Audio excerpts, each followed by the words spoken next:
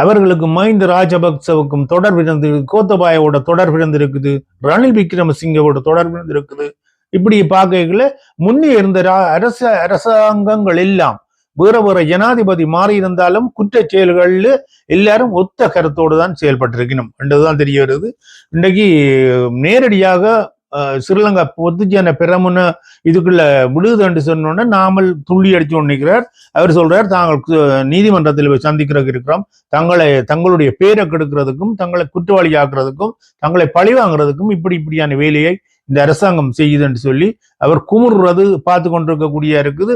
உங்களுக்கு எல்லாருக்கும் எங்களுக்கு எல்லாருக்கும் தெரியும், இந்த நாட்டை குட்டிச்சுவர் ஆக்கினது யார், இந்த நாட்டில இவ்வளவு குற்ற செயல்களுக்கு இடமளித்தது யார், இதெல்லாம் எல்லாருக்கும் தெரியாமலுக்கு இல்லை.